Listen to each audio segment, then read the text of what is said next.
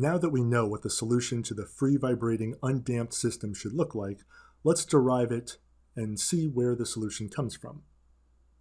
So we'll start at the step where we have the equation of motion. I'm going to use it in this form here and go from that direction. And we have our initial conditions as given. So we want to come up with what does the general form of the solution look like, and how do we find these constants a and phi for our particular system. So remember, what we're trying to do here is once we can identify the type of system we have, we're going to take the time now to find the general solution completely in algebraic form. And then in the future, when we encounter the same type of system or family of systems again, we're already going to know what the solution looks like. We're just going to need to find some of the particulars. In a case like this, we're going to need to find the natural frequency and the initial position and the initial velocity. So thinking back to the ODE class, when we have a system that looks like this, we have a second order system here. What we want to do in order to start finding our general solution to it is we need the homogeneous solution. So what we can do is we can make our characteristic equation out of this. So this x double dot is going to go to a lambda squared plus omega n squared equals 0. Right, so again, this is for second order linear systems, a general way that we can come up with our homogeneous solution. Now notice there's no lambda term because there's no x dot term in this one. So what we can do is we can take this and we can solve this for lambda. Right, so this is always going to be 0 plus or minus j omega n, where j is the square root of -1. With the roots of the characteristic equation found, we can assemble this very general solution to our second order system. So in general, this will be something a plus or minus j times b. And so our x of t is always going to look something in this form of an e to the at cosine bt plus e to the at sine of bt. Now, this is assuming that we don't have repeated roots. In this case, we don't. And we'll be revisiting this type of solution when we have damped systems as well, because those are also going to be linear second-order systems. However, in that case, we are going to find a non-zero real part. So let's see specifically for this system. So again, anytime it's undamped, the real part, that a is going to be 0. So we're going to have e to the 0. Well, that's just 1. Cosine of b. Well, that's just the coefficient associated with the imaginary part, omega n, t, plus e to the 0 t, which again is just going to be 1, sine omega n t. So I'll rewrite a little bit nicer once more. So, and these are going to have unknown coefficients in front of them. So the general solution looks like this. In the case where the real part of that characteristic equation is 0.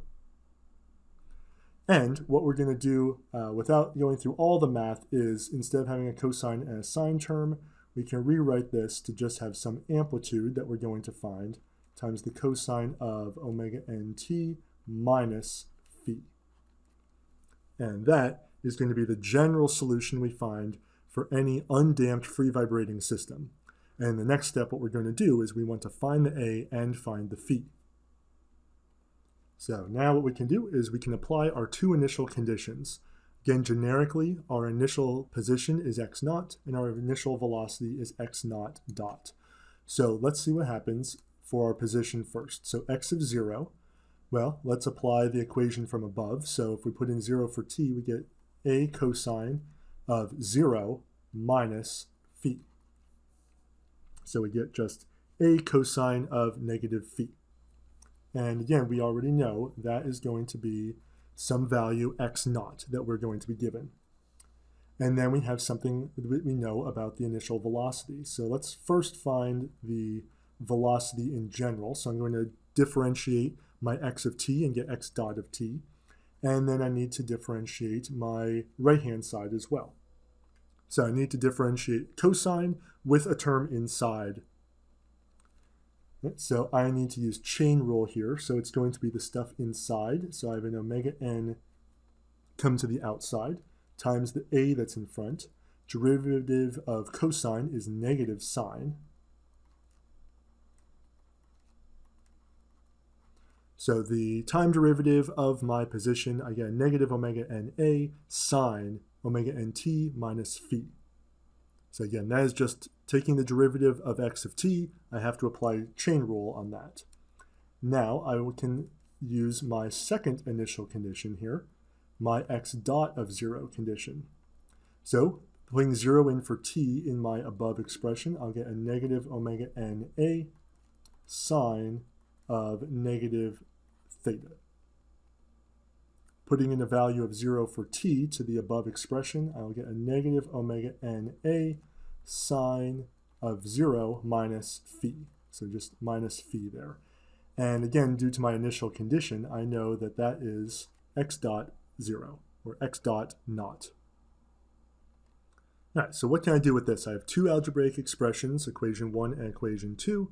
So what I can do is start solving for a and phi, now that my initial conditions are kind of built in. So let me take my current equation 2 and divide it by my equation 1 and see what happens. So I get negative omega na sine, negative phi on top, divided by, in my left hand, my equation 1 left-hand side, I have an a cosine negative phi. And on the right, from equation 2, I have an x dot naught, and I have an x naught from equation 1. So I can do a little bit of reduction here. So I have an a on top and a on the bottom, so that's going to go away. And I can rewrite this. I'll have a negative omega n here, and I have a sine of negative phi over a cosine of negative phi. They both have the same argument, so I know that sine divided by cosine is just going to be tangent of negative phi.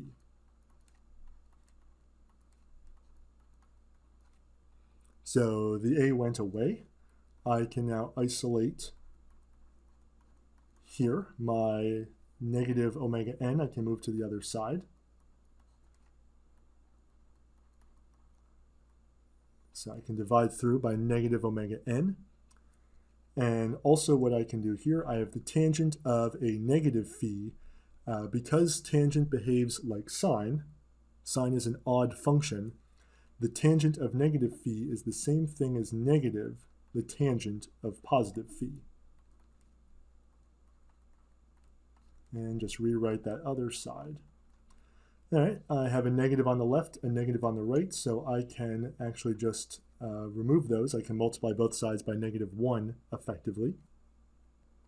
So finally, I want to solve this for phi, so I can take the arctangent of both sides. So that's going to cause the left-hand side to just give me phi, and then the right-hand side, I have an x dot naught over omega n x naught. And that is our solution for phi.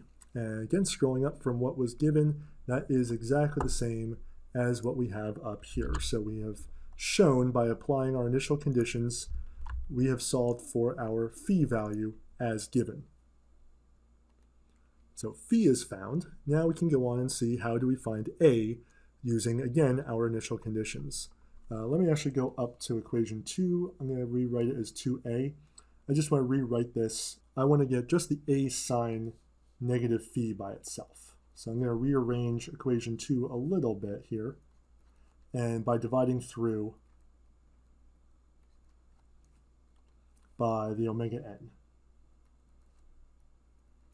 And that negative will stay out in front there. So I just divide both sides by omega n, and I'll call that 2a.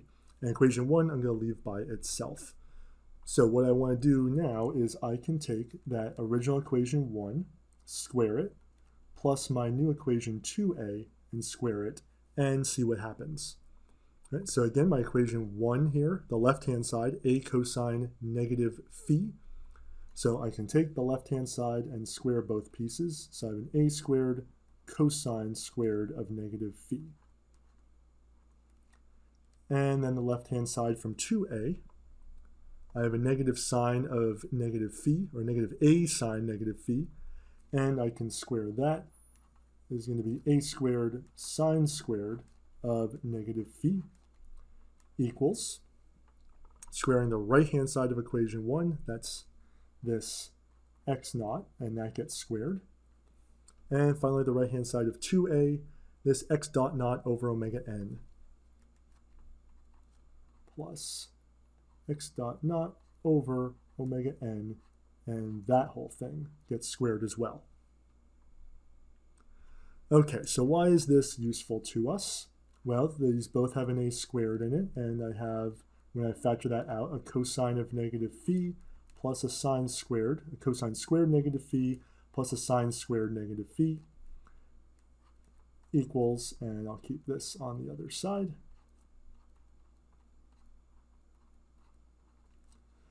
I have an a squared. Now, if I see what's happening here, I have a cosine squared of an argument plus a sine squared of an argument.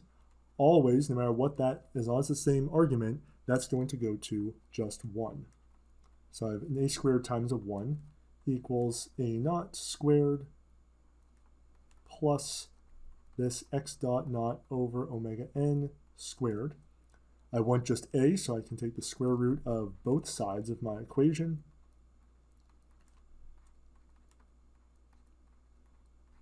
And that's what I'm left with for my solution of a. And going back to the top, this again matches what we were just given before.